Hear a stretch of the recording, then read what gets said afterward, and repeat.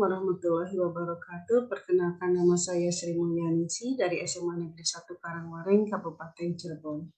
Pada kesempatan ini saya akan menjelaskan suatu materi tentang reproduksi sel, khususnya tentang pembelahan secara meiosis.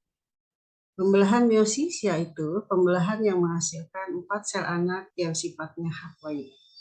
Di sini ada suatu interfase, tetapi bukan merupakan fase pembelahan, tetapi sering disebut sebagai fase interfase atau fase istirahat. Pada tahap ini, pada suatu siklus sel, ternyata ada suatu fase G1 atau growth 1, merupakan akhir mitosis dan awal sintesis atau pre-sintesis. Pada fase ini, sel mulai tumbuh membesar.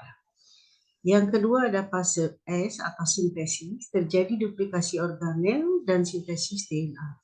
Pada tahap ini, sel aktif melakukan metabolisme, tumbuh, dan berkembang.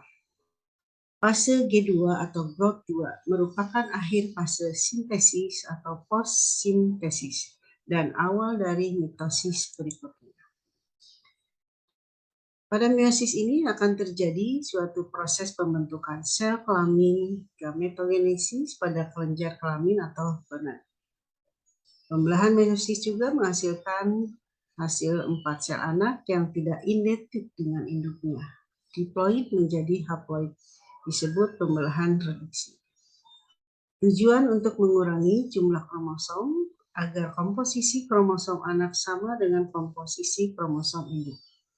Berlangsung 2 kali pembelahannya, yaitu pada meiosis 1 terdapat tahapannya ada profase, metafase, anafase, telofase 1 atau sering disebut dengan pembelahan reduksi.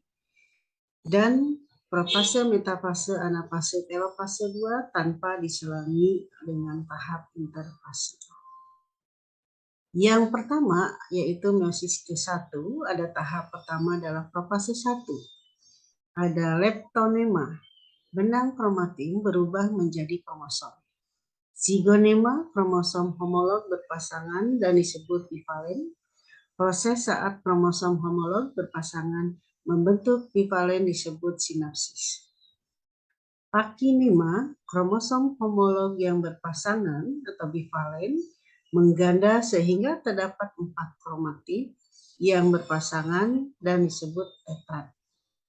Diplonema, terjadi pindah silang atau crossing over.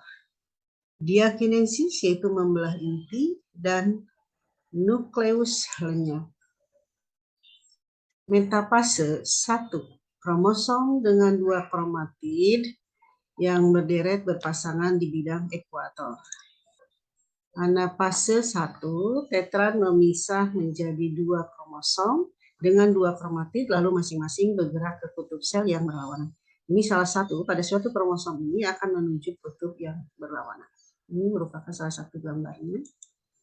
Tahap berikutnya yaitu telofase 1. Kromosom yang terdiri dari 2 kromatid menjadi kromosom yang terdiri dari 2 kromatid sampai di kutub sel. Membran inti dan nukleus muncul, terjadi sitokinesis, membran plasma mengganti kromosom dengan 2 kromatid menjadi kromosom, benang spindel banyak. Ini merupakan salah satu tahap pada bagian telofase di mana membran selnya akan berganti. Kemudian 2 sel haploid terbentuk, kromosom masih dalam bentuk kromosom dengan 2 kromatid. Tahap meiosis yang kedua, di sini juga ada tahap fase 2. Kromosom menduplikasi menjadi kromosom dengan 2 kromatid. Sentromer membelah menjadi 2 sentriol, membran inti dan anak ini menghilang. Ini salah satu contoh untuk pada tahap fase 2. Metafase 2, kromosom berderet di bidang pembelahan sel atau ekuator yang terdiri dari 2 kromatid masing-masing. Ini merupakan pada bagian suatu kromosom yang terletak di dalam bidang ekuator. Anafase 2, kromatid memisah dan bergerak ke kutub sel yang berlawanan. Ini kutub kromosom ini akan menuju ke arah kutub yang berlawanan. Ini gambarnya. Kemudian tahap yang berikutnya ada telofase 2, di mana kromatid sampai di kutub sel. Kemudian membran inti dan nukleus mulai muncul. Benang spinal lenyap, terjadi sitokinesis, kemudian terbentuk 4 sel anak yang haploid. Demikian pemberian materi tentang pembelahan secara meiosis yang dapat saya sampaikan. Kurang lebihnya saya mohon maaf. Wassalamualaikum warahmatullahi wabarakatuh.